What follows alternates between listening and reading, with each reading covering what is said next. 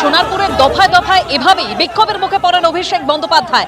একেবারে তার কলার ধরে টান দেওয়া হয়, যেভাবে ধস্তাধস্তি সৃষ্টি হয় সেই মুহূর্তে সেই ছবি দেখতে পাচ্ছেন। অভিষেক বন্দ্যোপাধ্যায় আজকে তিনি সোনারপুর এলাকায় যান, মৃত তৃণমূল কর্মীর বাড়িতে যাওয়ার সময় এলাকা দিয়ে যখন তিনি হেঁটে যান সেই সময় এই বিক্ষোভের মুখে পড়তে হয় তাকে।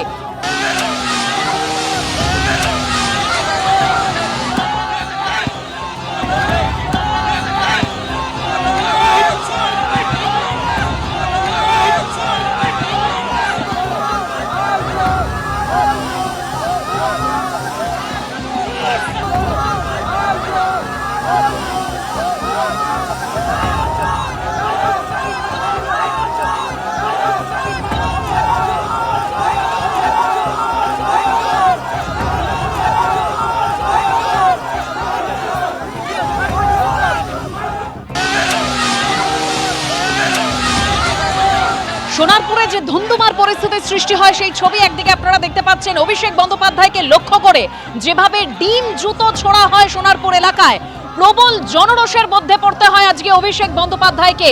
অভিষেক বন্দ্যোপাধ্যায়ের কলার ধরে টান দেওয়া হয়।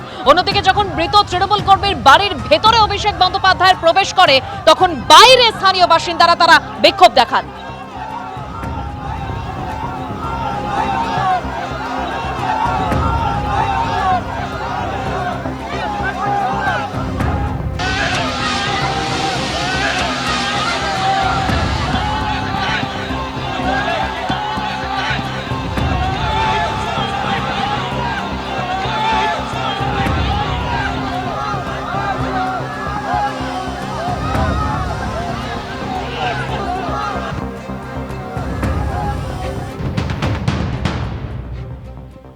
All BJP sponsored.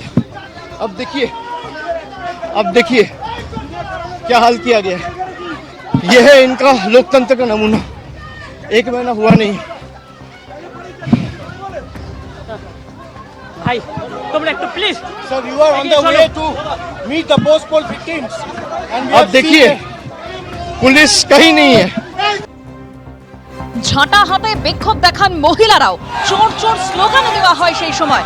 পরে পুলিশি ঘেরাটোপে অভিষেক বন্দ্যোপাধ্যায়কে উদ্ধার করা হয়, এলাকা থেকে বের করা হয়।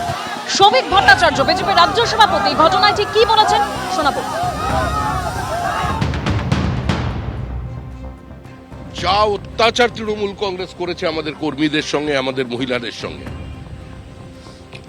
আমরা সংযত আছে ছিলাম বলেই আজকে তৃণমূল কংগ্রেস অক্ষত আছে।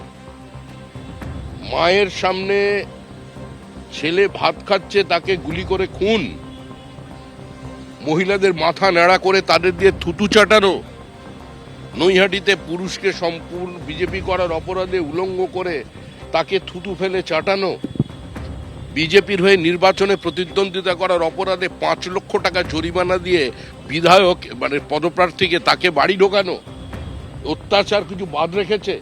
তারপরে যে তৃণমূল কংগ্রেসের এই বিধায়ক আর মন্ত্রীগুলো অক্ষত আছে না, এটাই হচ্ছে বিজেপির কারণে আছে। আমাদের জায়গায় অন্য কেউ থাকলে, যদি তৃণমূল থাকতো, আজকের ক্ষমতায় আসতো, আজকে এখানে আমি দাঁড়িয়ে থাকতাম না, আমার 500 কর্মী খুন হয়ে যেত। আর যদি কংগ্রেস বা সিপিআইএম হতো, তাহলে আজকে যিনি বলেছেন বিবৃতি দেওয়ার অবস্থায় থাকতেন না, অনেক আগেই লিঞ্চিং এর শিকার হয়ে যেত। ডায়মন্ড মডেল প্রচার করতে এলেন না কেন? ফলতায় যে নির্বাচন হলো, প্রচার নেই কেন? কোথায় ডিজে, কোথায় রবীন্দ্রসঙ্গীত? এসব আর রাজনীতিতে চলবে না। আজ সোনারপুর এলাকায় যাওয়ার পর দফায় দফায় বিক্ষোভের মুখে পড়তে হয় অভিষেক বন্দ্যোপাধ্যায়কে। প্রথমে বিক্ষোভের মুখে পড়ে বাইকে সওয়ার হন তিনি, তারপর বাইক থেকে নামতেই ফের বিক্ষোভ দেখানো হয় এবং তাকে জুতো ডিম ছোড়া হয়। তারপর এলাকা থেকে হাঁটতে হাঁটতে যখন তিনি যান তখন যেভাবে ধস্তাধস্তি হয়, তার কলার ধরে পর্যন্ত টান দেওয়া হয়। এই পরিস্থিতির মধ্যে দিয়ে তিনি মৃত তৃণমূল কর্মীর বাড়িতে পৌঁছন। তখন বাড়ির বাইরে স্থানীয় বাসিন্দারা তারা বিক্ষোভ দেখাতে থাকেন। পরে বিশাল পুলিশ বাহিনী এসে একেবারে পুলিশি ঘেরাটোপে সেখান থেকে অভিষেক বন্দ্যোপাধ্যায়কে উদ্ধার করা হয়।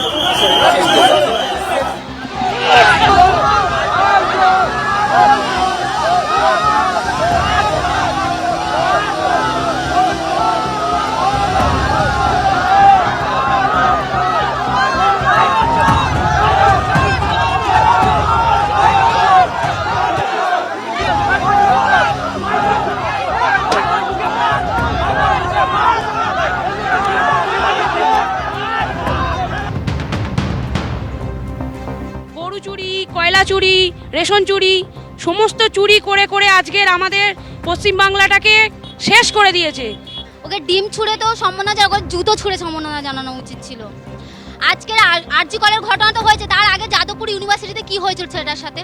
কারণ তখন দিদি ছিল, দিদির রাজত্ব ছিল, কথা বললেই মারপিট খুন রেপ। কেন ভোট হয়ে যাওয়ার পরে আমাদের পাড়াতে 10 বছরের বাচ্চা রেপ হয়েছে? কেন, কিসের জন্য হয়েছে? ভোট হয়ে যাওয়ার পরে কেন রেপ হয়েছে, কিসের জন্য? আমাদের এটাই জিজ্ঞাসা করার ছিল যে আজকে এই গ্রামে, এই সোনারপুর এলাকাতে যে এসছে অভিষেক ব্যানার্জি, সে তৃণমূলের নেতার বাড়িতে সান্ত্বনা দিতে এসছেন। অভয়ার মার বাড়িতে কতবার গেছেন? টোটো চালক আছে, অটো চালক আছে, তাদের উপর অত্যাচার হতো। এই কারণে ওনাদের যতবার মিটিং মিছিল হতো প্রত্যেককে যেতে হবে।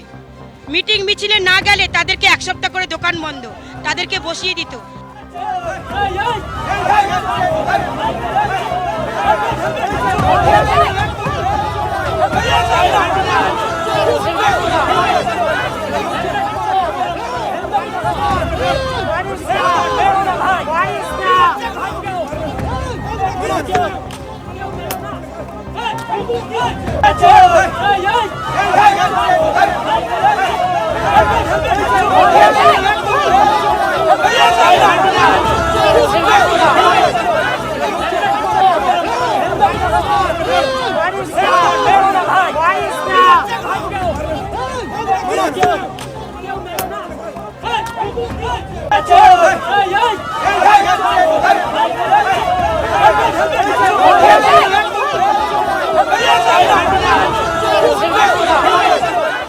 এবিপি আনন্দ, এগিয়ে থাকে, এগিয়ে রাখে।